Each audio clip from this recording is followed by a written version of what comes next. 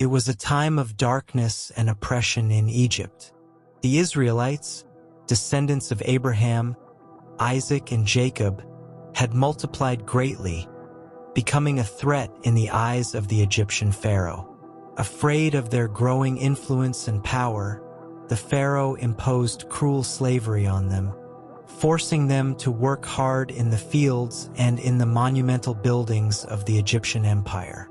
Years passed, and the distress of the people of Israel reached intolerable levels. Their laments and cries reached the ears of the God of their fathers, the God of Abraham, Isaac, and Jacob. This God, who had promised them a land of freedom and prosperity, would not abandon them in their suffering. It was then that God raised up Moses, a man raised in the Pharaoh's court, but who identified with his Hebrew people.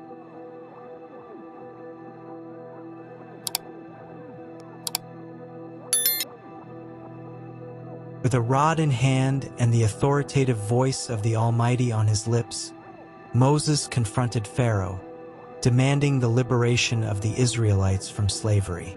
However, Pharaoh's heart was hardened, and he refused to let the people go. Then God sent a series of 10 plagues upon Egypt, each more terrible than the last. Waters turned to blood, frogs covering the land, lice, flies, animal pests, ulcers, rain of stones, devouring locusts, and dense darkness fell on the land of the pharaohs. But still, the pharaoh did not give in. It was only with the last plague that Pharaoh's heart was broken. God announced that, at midnight, the angel of death would pass through Egypt and kill all the firstborn, from men to animals, except those whose houses were marked with the blood of a lamb without blemish.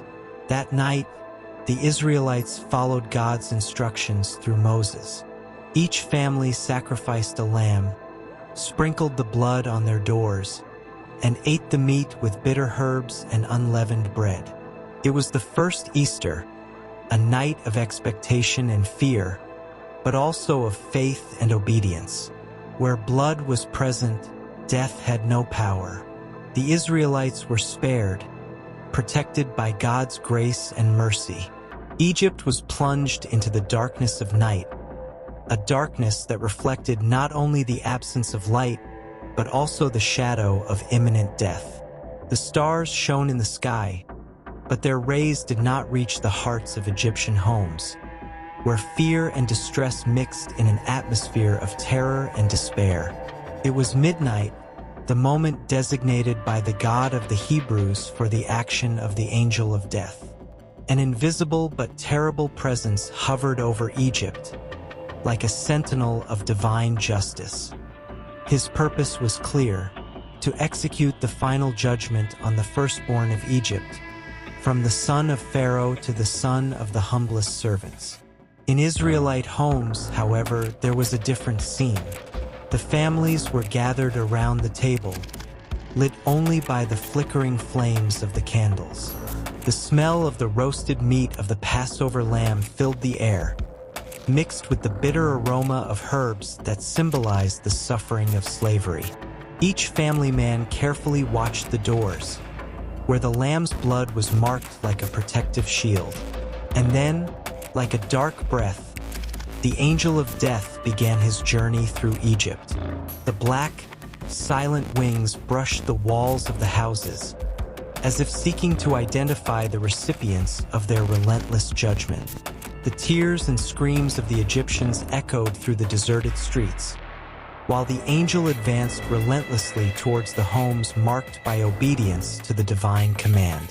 In the homes of the Hebrews, the silence was interrupted only by the songs of gratitude and the fervent prayer of those who bowed before the promise of liberation. Every breath was a prayer, every heartbeat a testimony of faith in the supernatural protection that enveloped those who trusted in God. And then, the night became even denser, as if the universe itself held its breath in the face of divine power. The angel of death arrived at the doors marked by the blood of the Paschal Lamb, But there he found only peace and security for those who obeyed the Lord's call. The firstborn Israelites were spared, their lives preserved as a testimony to the grace and love of the God who redeemed them.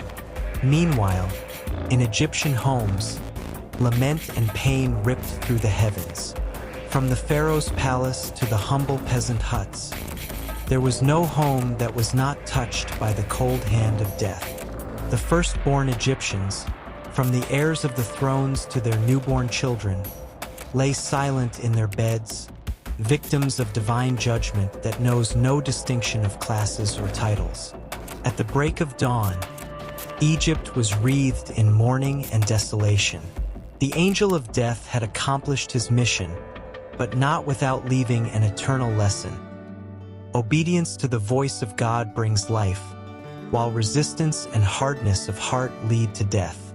And so, Easter became not just a memory, but a living testimony of divine intervention in the history of humanity. The next morning, Pharaoh, shaken by the loss of his own firstborn son, summoned Moses and Aaron and ordered the people to leave immediately. Thus the Israelites left Egypt in great joy and gratitude, taking with them not only the memory of liberation, but also the institution of the Passover as a perpetual memorial of their redemption. Year after year, the children of Israel celebrated Passover, remembering God's powerful deliverance from Egyptian slavery. The sacrificed lamb and sprinkled blood became symbols not only of physical protection but also of spiritual redemption, pointing to the ultimate sacrifice that would come through Jesus Christ, the Lamb of God who takes away the sin of the world.